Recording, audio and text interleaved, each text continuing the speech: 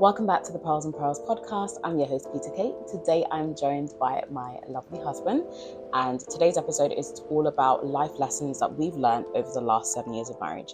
I wanted to do this topic for a while, but I wanted to do this conversation with Theo so that we can have a candid conversation. A lot of the times you're always hearing my perspective, but I think it'll be nice to have a well-rounded conversation where we can both share things that we've learned over the last 7 years of marriage. Welcome to the podcast, Theo. Hello. It's good to be back on the show. Thank you for having me. Thank you for agreeing to sit down with me and have this conversation. It might be a little bit noisy, so I hope that there isn't too much distractions, or I could just edit it out. But it just seems like now that we want to record, there's all these noises happening outside. But it's okay. We're going to keep going. But yeah, like I said at the beginning, the topic is all about life lessons that we've learned in the last 7 years of marriage. We celebrated 7 years of marriage in September this year. We got married in 2018. So I think it'll be good to start off actually by talking about how we got together. It's always very different stories. So to get you talking, Theo, let's start with you. Or actually, you know, I'll give a brief summary and then I'll allow you to continue from a standpoint. So we met at church, the church that we used to go to. From my perspective, we just randomly started talking. Like I've always seen you and maybe just said hi and bye, but we weren't really friends or anything like that. But I think it was end of 2016, I think, leading up to my 22nd birthday. I remember I was planning like a birthday dinner, and I'd invited you to that dinner for my birthday. And I think it was either before the birthday or after the birthday, we started talking more just randomly as friends.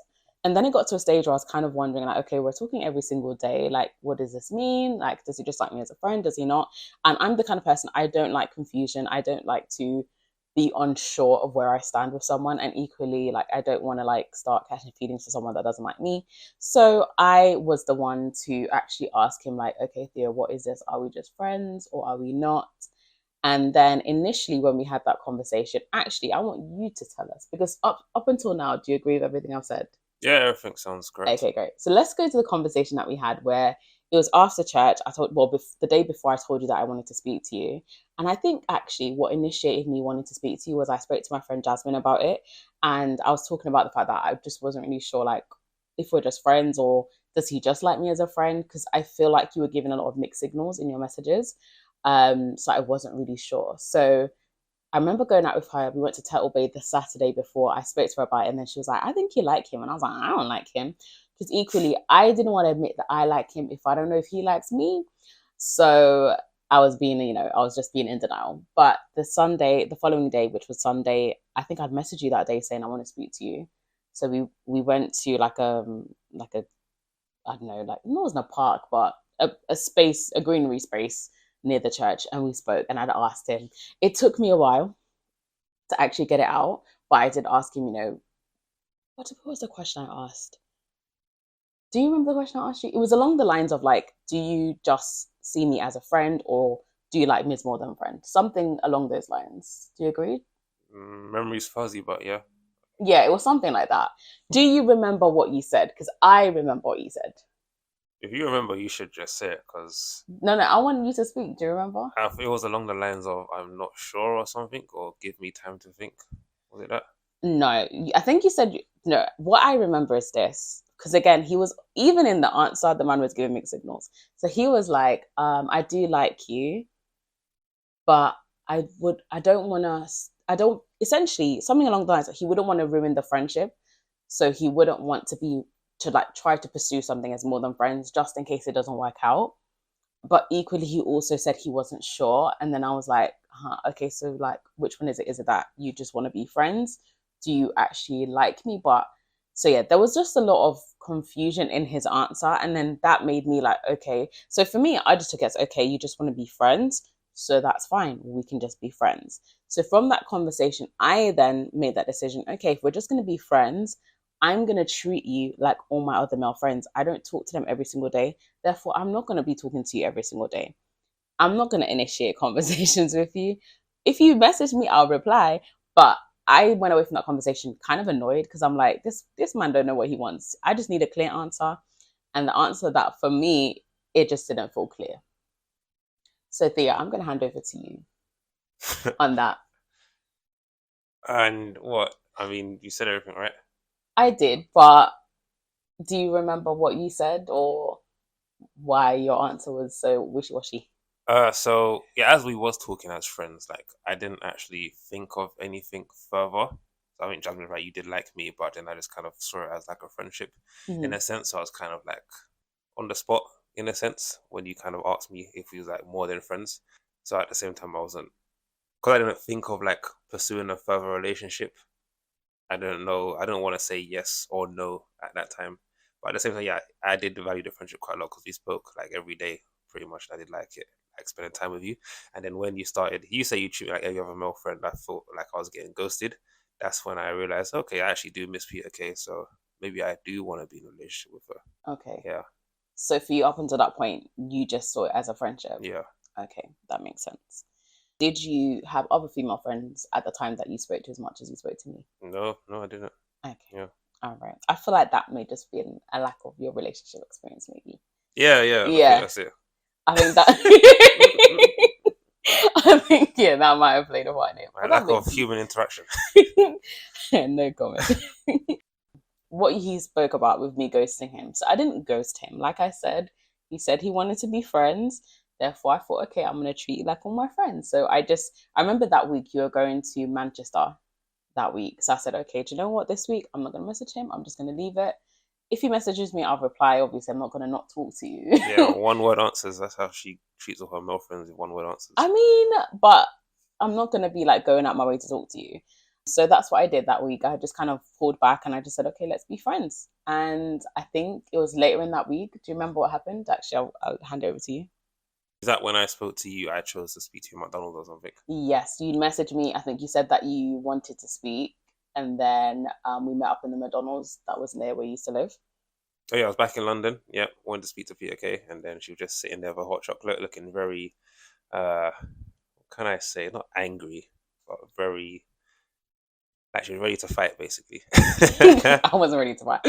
I was just like, okay, so you messaged me for us to meet up. So for me, one, I didn't know what exactly you were going to say. So I didn't know what to expect. So I came just ready to like hear you out and hear what you wanted to discuss.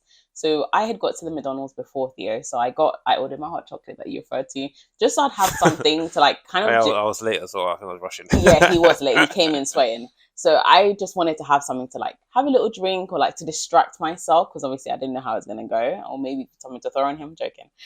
So that's why I had my drink. And like you said, you were late. So when Fia came in, he was sweating. I thought he just went on a run or something, but I guess he was late. And also bear in mind, this should have been another strike because this McDonald's was right near your house. So why you were late, I don't know, but we'll save that for another day.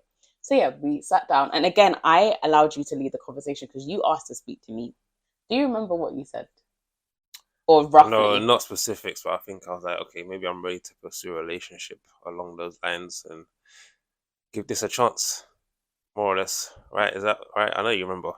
Some okay, I definitely remember a bit more than you. You said that something along the lines of this week when we weren't speaking, it made me realize that I did miss you, Oh yeah, yeah, yeah. and that, and you said something about it would be silly for you to allow the fear of it not working out to stop you from actually like pursuing a relationship. Did I say that? Oh, You very yeah, philosophical at my young age. I know because as you can see, not many words coming from this man now, but something along those lines. You spoke about the fact that you think it'll be silly to allow the fear of like what if to stop you from us pursuing a relationship, and then I was like, okay. And you also mentioned something about looking out the window to do work and feeling sad. Do you remember Huh? that? It was. Oh yeah, I remember that. Yeah. I didn't know if he was. What's that term that the girls be using these days? Not gaslighting. Join the person's Or butter. raising you up. Yeah, but that it's not raising you up, but it's like they're buttering you up kind of thing. Love bombing, but he wasn't a love bomber. His words proved to be true. But yeah, so that was cute. And yeah, after that, we then planned our next date. So we still actually, up until that point, we still weren't officially dating. It was just like we're just pursuing it. But I guess after that conversation, it was a bit more clear for me anyway. Like, okay, all right, at least I know that it's something. But we weren't like officially in a relationship then. I think after that, we had like a first proper date, and then after a few weeks, like you then wanted to like like officially be my boyfriend. And I was like, oh, let's give it a bit more time to make sure that you're sure. So then at that point, I was like, Really? Yeah, did I say that? do you remember that? Nope. No, I do. I remember. Because then you said to me, oh, but like you thought I was being silly then. But I was like, I want you to be sure of what you want, kind of thing. I don't want, because for me, let me go a bit slow. I feel like I'm speaking very fast. For me, at that stage, it was like, I don't want you to waste my time. And also, for me, in my head, it's like, I don't want to like pour all my effort and energy into this relationship or whatever this thing is going to be. And then you then are just not sure about it. I think I just didn't have that certainty that you were sure that you really wanted to pursue this, which is why I was like, let's give this a bit more time before making it official. So that was where my hesitation was. But then you were kind of like, I don't see the point of waiting. And I think I'd said like another 4 weeks, and you were like, I don't see the point. And then I was like, okay, fine. And then I guess we officially started dating. Do you remember that, old man? More or less. More or less, yeah. As we'll see that some of the memories are hazy. But yeah, so that's how we got together. One of my questions that I wrote down actually is, when did you know that you wanted to marry me, or what was it that made you know, okay, I do want to marry her? Can you, even if it wasn't a specific moment, can you give us a little bit of insight? And plus, I want to know. I know I've asked you this before, but I can't remember your answer. So yeah, what was it that made you know that you wanted to marry me? I don't remember my answer either, but I'll say for now, I think the fact that as we was dating, the relationship was consistently going well, and I think it was getting better as we spent more time to get to know each other. Because if you're in a relationship with someone and it's getting worse over time, I don't think you want to marry that person, right? So yeah, it's like, and I just saw marriage as a way to kind of get closer to you, to know you even more. Because the dating life is good like this, and I'm trying to the marriage life would be even better, in my opinion. And yeah, I didn't see any red flags and stuff. Obviously, like, I will never jump. No one's gonna be 100% certain jumping into marriage, because they're always like, oh, what if that? That's just human nature. But there were less risks than there were like positive things in my mind, I would say. And I thought, yeah, let's go down this road. Okay. Just giving a bit of context. So at that time when we started dating, I was 22 and you were 23. So looking back on it now, we're still very young in our early 20s. So I guess when you got to that stage, maybe outside of me and knowing that you wanted to marry me, what made you feel at 23 that you were ready to get married? Before you answer that, because you proposed after 9 months of dating. So like, what made you feel like at 23 you were ready to get married?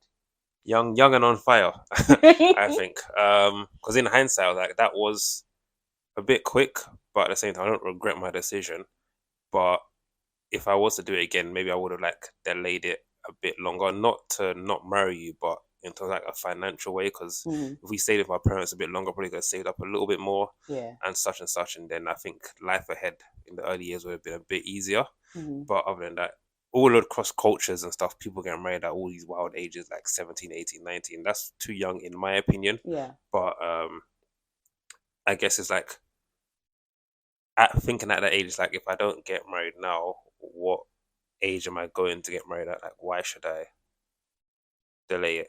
Like, if I can afford the wedding and such, and I want to get married, then I'll just propose and do it. I love that. Okay. Any question you want to ask me before I? How did you know that you wanted to be married? How do you know you wanted to say yes? And why did you not reject me when I proposed? Good question. I think one of the reasons why I knew that I wanted to marry you was, before we got together, I'd written down a list of qualities that I would want in a husband. I still have the list today. I've written in one of my notebooks, but it was very much specific to like characteristics, and those were key things. It's something that I wrote down, but also I'd prayed and asked God to like guide me on those things. Because I think sometimes as a woman, especially when you do want to get married, you have this list of what you want your husband to be like. And some of those things are superficial, some aren't. But a lot of my list was very much focused on like the character side of things, because for me, I just saw that those things are more important. And also those things are more things that can be detrimental to the marriage. Because for me, I very much wanted to get into marriage and be happily married. Like, I never wanted to be married for the sake of being married. That was never me. And I'm the kind of person that I'm not going to fake it. If I'm not happy, I can't pretend. I think you'll know this by now. Yep. But yeah, so for me, getting married was something that I want to get married, and I want it to be till death. I don't want it to, I'd much rather wait till later in life to get married than to just get married and then to be living in hell. So yeah, the character side was really important for me. And I guess when we started dating and just seeing how you were, how you treated me. But I think one of the key things for me as well was how you treat other people. I think especially in the church environment that we were in, which was very toxic, but that's for another episode.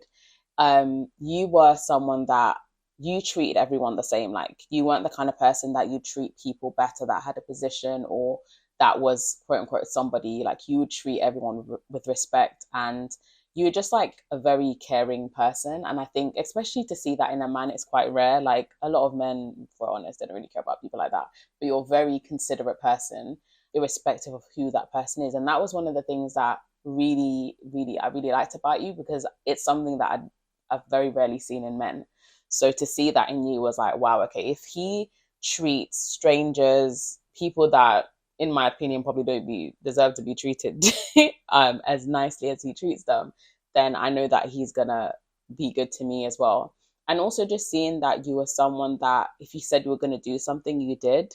One of my fears when we were dating was like I didn't want to waste my time. I didn't want to be in this relationship and then for you to turn around and be like, oh yeah, this is not what I want. So that was definitely one of my fears. But just seeing that you were consistent in what you said you were going to do and how you treated me, that never changed. That just kind of gave me the confidence. So when you did propose, I was like, yeah, let's do it. But then of course those little fears are still there, like, oh, you know, what if he changes his mind? Or like, I don't know, what if I think more than the what if he changes his mind, for me was more like, is this really how he is? Like, is it too good to be true? That was one of my fears again. It was like, you know, is he too nice? Like, is this really who he is? Is he trying to trick me? Is he going to change when we get married? Am I a scammer? Exactly. Like, I don't want to be scammed. And also, I don't want to be a single married mom. Like, that's also something I've seen so much. So that was another fear for me. Like, if we get married, is he just going to switch up on me and going to be completely different? So yeah, that was a fear for me. Did I switch up? You haven't, no. You haven't. And if you ever make it clear, whenever you've deviated, I've always, you know, been very honest, and we've had conversations on both sides as well. Yep. Gets out the rolling pin. Anyways, but yeah, that's what made me know that I wanted to marry you. Another question I've written down, which you've kind of already alluded to a little bit, was just the question really was, when you look back at it now, do you think that you were mature enough to get married?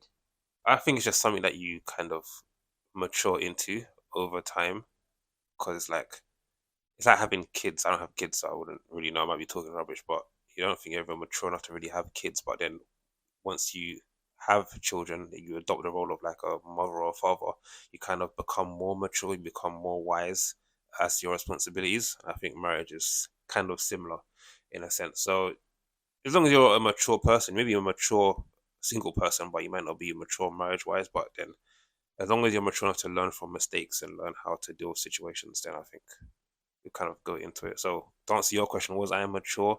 Then no. But then if I was to like get married today, I probably wouldn't be any more different. Okay.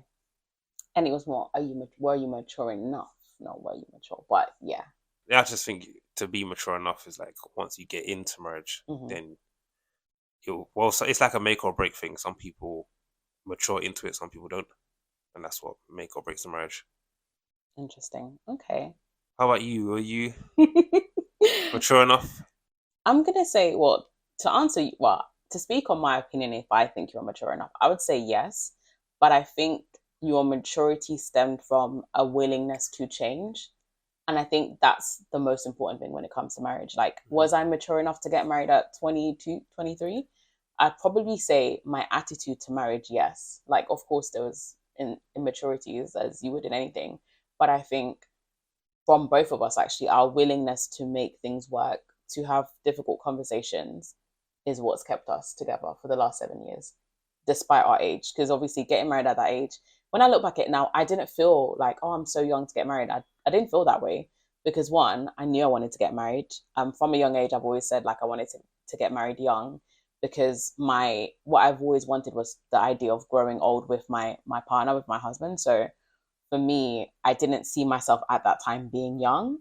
It's only now that I'm 30 and like when I talk to people and they're like, oh, how long have you been married? And I'm like 7 years, and they're like, oh wow, like you got married really young. Now looking back on it, or meeting people that are the ages we were, I'm like, oh, okay, I guess I was young. But then when I look at my outlook to life versus some of the people that I've met at those ages, I can see it was very different. Um, I kind of knew more what I wanted. I was more kind of grounded in myself. And I think just my own life experiences, I guess, shaped me to be more mature for that specific age. So to answer that, I say, yeah, I think I was mature enough. I think if we weren't, we would not be here. Nope. Not for 7 years. Definitely not. It would be a completely different 7 years. Mhm.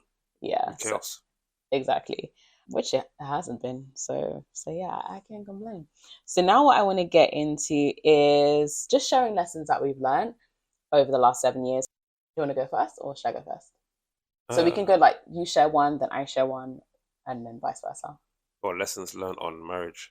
Marriage and relationship. Or it could even be something you've learned about yourself or how marriage has changed you. I just think the best way to kind of keep the marriage going is to make sure communication is strong and it's always there. So like with the good times and the bad, especially when it's like problems and stuff. Like we don't really argue much. You agree? I do agree. Yeah, we don't really argue, but I think having an argument is always got to be better than keeping things bottled up and just like stewing on it or just like being done with the relationship. Because I think for watching like a video on some behavioral psychologist was saying, it's like the top signs of a divorce is when one of the partners just like done completely. I think if you were to just argue and hash out your issues, at least it's not the best form of communication, but it's some communication. Where it's like just like ignoring everything, not ignoring, but like just keeping things inside. That's a lack of communication. That's where the problems are going to stem from. Can I do the second one though, because it's kind of linked to it? Of course you can. That's something I want to add. Because I say, yeah, in terms of ignoring stuff, on the contrary to that, sometimes you just have to like learn to let things go as well, because you can't just let everything affect you. Because if you're arguing too much, it's like you can't be overly sensitive, because sometimes your husband's or wife's going to do stuff that's going to annoy you. It's going to get on your nerves, and they might take a long time to change it. They might never change it, and you just have to kind of learn to let it go. Like how many times have Peta-Kay told me to stop leaving my socks on the bedroom floor, and it's like, of course, I don't want to make her angry, but I just sometimes I can't bother to bend over and take them off and throw them into the basket or whatever.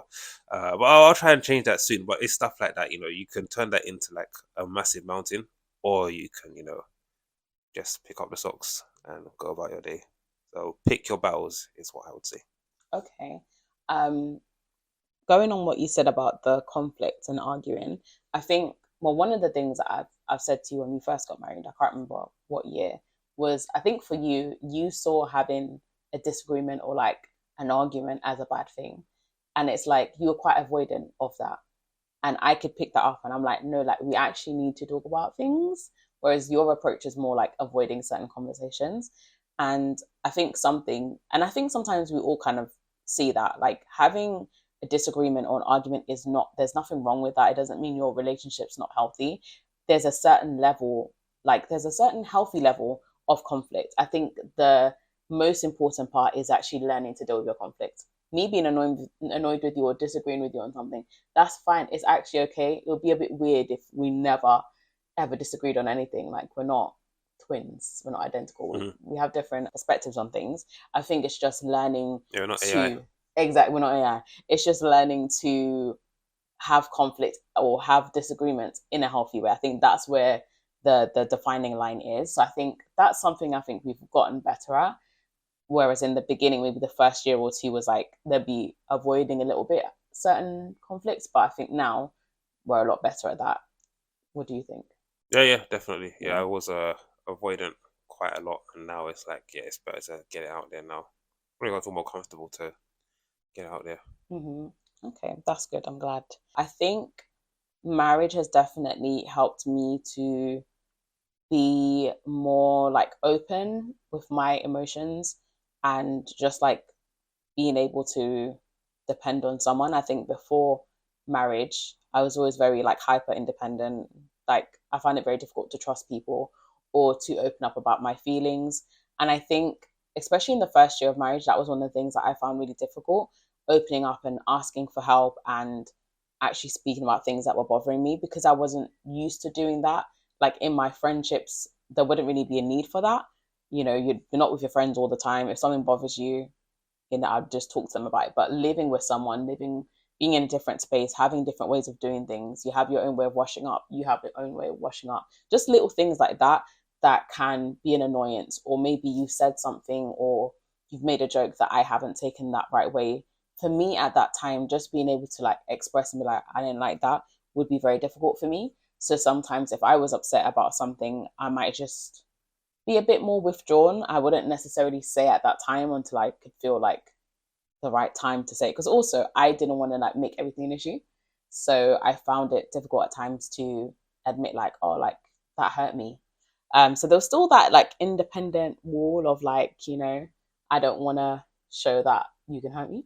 I guess it's a bit of pride slash fear. But yeah, I'd definitely say that's one of the things that was more difficult for me in the beginning. But marriage definitely helped me to, I'd say, really helped me to develop my emotional maturity, and also the way that I'm able to articulate myself. I feel like I'm able to do that a lot better now than I was when I was single. Or how would you say marriage has changed you, if you feel like it has? No, it's not really what I learned, but it's more advice. If you want to get married and you're a selfish person, I'd say don't do it, because you're gonna have a very, very tough time, because you want to be as selfless as you can. Learn to be selfless and learn to put other people's needs above yours within reason as well, because there's always a self-care and all that. But make sure that you learn how to put someone's needs ahead of yours when needed, if you want a successful relationship.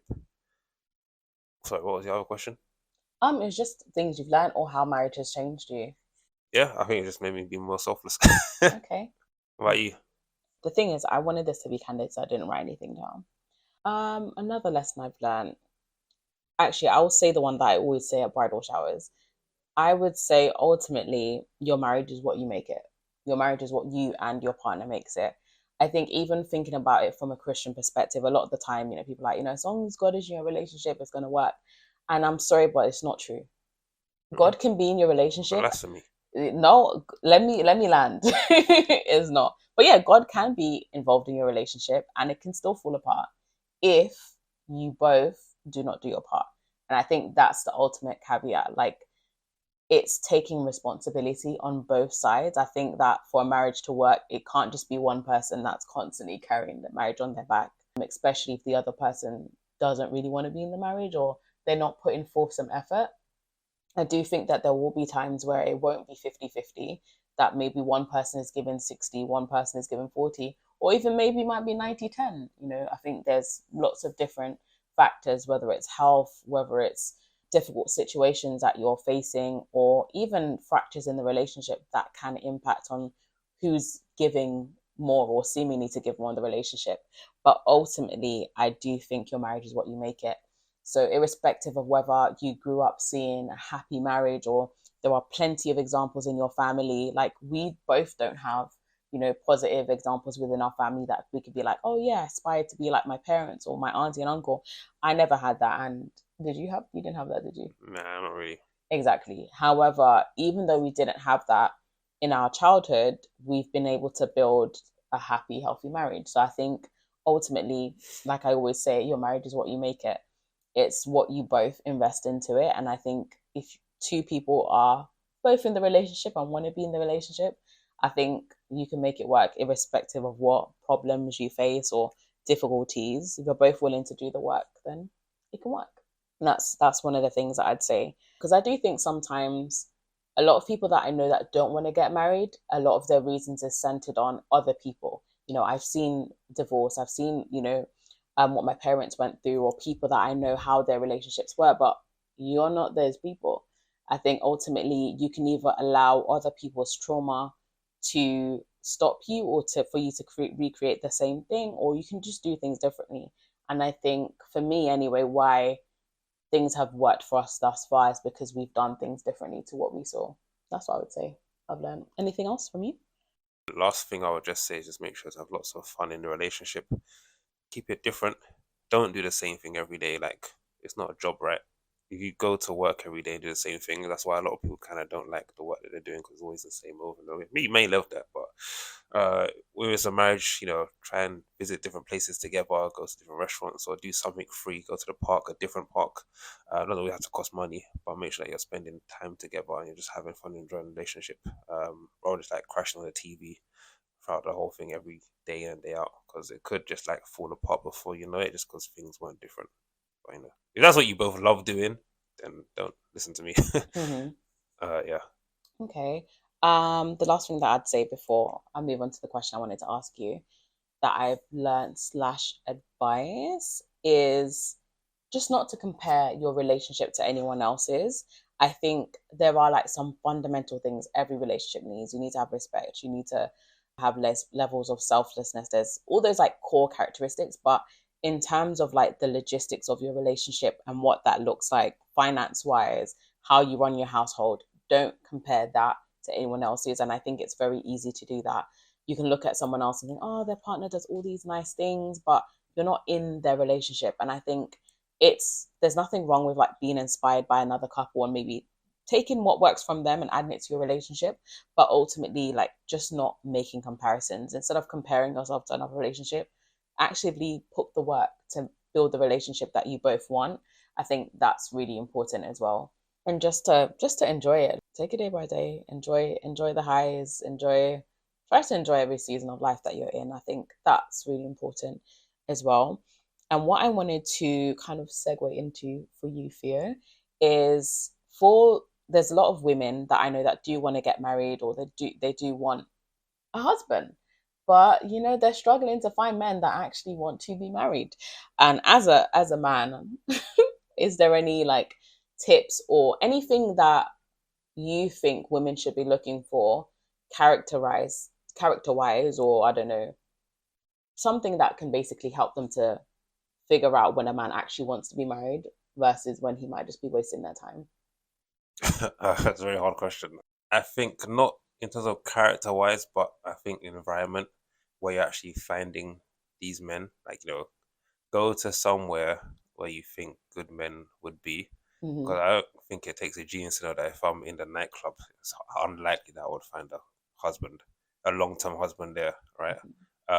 Not to say that, if I go to like an art gallery, I'll find a man of my dreams. It's just because it's a fancy place that it's going to be amazing. Yeah. But in terms of, like, if you know it's a good environment, and if you can like see the friends that he keeps as well, talk to them if you can, and see what they think.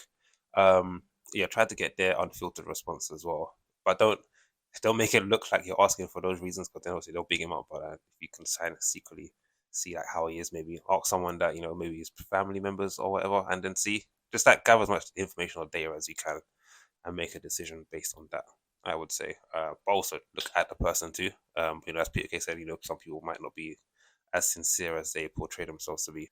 So yeah, you'll never get everything up front, but yeah, as long as you do your due diligence, I think you have a higher chance of making a good decision.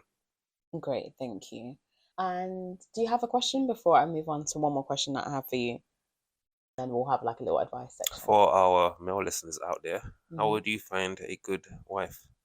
I guess my answer would be similar to like how would you identify like a good man or someone that's suitable for you.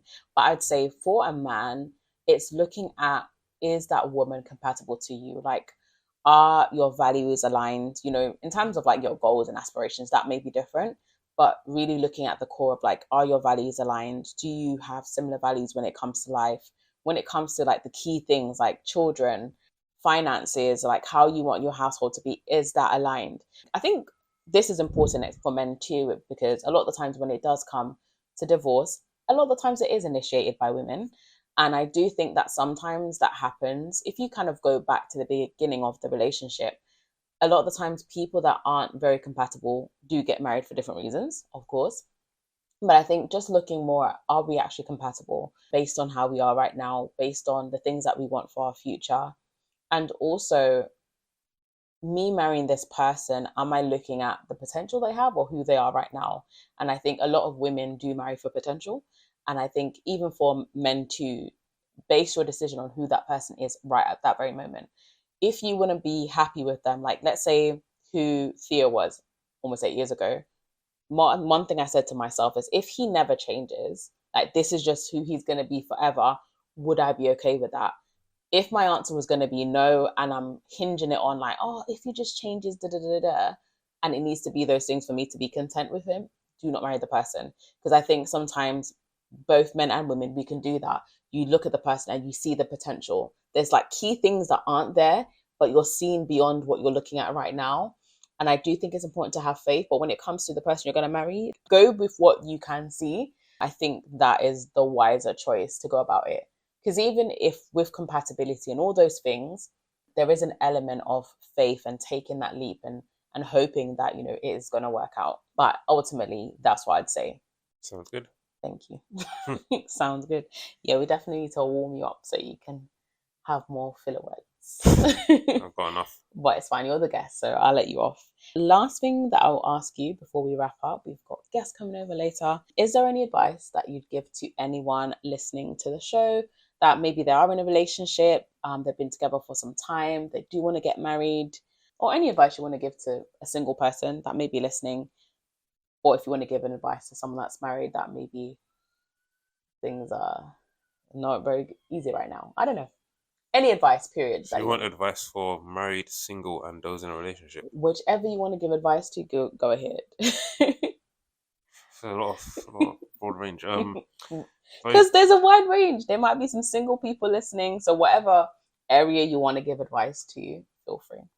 If you're in a relationship and you're not married and you want to get married, but you're not sure, I think just as everything Peta-Kay already said, if you're comfortable marrying that person now as they are, then do it. Don't do it for someone that's going to change. But also, if you just have some long-term thinking, can you see yourself with that person in 10 years, 15 years, 5 years, 20 years time? And if the answer is yes, then yeah, there's nothing to stop you. Advice to single people, yeah, don't rush into marriage, because there's nothing wrong with being single. It's perfectly fine. Only go when you feel it's right. Don't, especially because if you see your friends on Instagram or whatever getting married, don't rush in because of that. That'll be insane. I think I'm done. I'm done. You're done. Okay, thank you. And last thing that I would say before I have a final question for you, before we wrap up. Well, that was the final question. No, it's not really a question, it's more a comment that I'll ask. But anyways, back to what I was going to say. Advice-wise, I would just say, if you are single and you want to be married, you want to get married, however long that's going to be for you, be intentional with how you date. That's the ultimate thing I would say. Be intentional with how you date. Of course, on the first date, you're not going to find everything out. You might need to go for a couple of dates to see whether that person is really aligned with you or not, but just be intentional. And also don't be discouraged by, the dating pool right now, even if it's not great and everyone's saying that they're having negative experiences. Have a bit of hope, have a bit of faith, and don't give up on what you want. Don't compromise on the things that are really important and fundamental things to you. Of course, there are certain things that you can compromise on. You can compromise on height or what country the person is from, but there are some core things that you shouldn't compromise on. So ultimately, that's what I would say. Like, hold on to what you really want and don't settle on those things. You can compromise on the things that aren't so important, but for those core things, do not settle. Don't allow desperation to cause you to just be in a relationship with someone for the sake of having someone. It doesn't make sense, and you'll always regret it in the end. So that's what I'd say to that. But if you do have any questions for either of us or that you'd like us to answer in a future episode, then do let me know your questions. I'd love to maybe make a part 2 of this, or even for us to revisit some topics or questions that you guys have. But the last thing that I want to end off with is something a little bit different. Is you probably don't have an answer because I've not prepared him for this, but I'm going to ask anyway. So I'm going to ask you, Theo, if you had to summarize our marriage in the last 7 years in a word or a sentence to describe our experience or how it's been, what word would you use, or a phrase? It could be a phrase. Up. Okay. Any short explanation of why you picked up? Well, it's going up. Our marriage is going up, My age is going up. The marriage itself is going up in terms of quality. Prices, inflation is going up. Everything's going up. Okay, thank you. And I didn't pre-plan my own. Okay, you chose up. So I would say growth. I would say over the last 7 years, there's been a lot of growth. Personally, professionally, relationally, there's been a lot of growth as people. We've gotten older. We started off together in our early 20s. Now we're in our early 30s. So yeah, ultimately I'd say growth. There's been a lot of growth in lots of areas of our relationship and our life in general. So that's what I'd say. Yep, sounds good. Thank you, Mr. Sounds Good. All right. Well, thank you for recording with me today. And thank you guys for listening. I hope you've enjoyed today's episode. If you are listening on Spotify, don't forget to leave a rating or a review. I'm going to put up a comment box for you guys. So do leave your feedback. And as I said previously, if you've got any questions for us, I'd love for us to do a part 2. So share your questions. You can either DM them to me on Instagram. Check the show notes. It will have all the details of how you can get in touch. Have a good rest of your week, and I'll be back with you in the next episode. All right. Bye.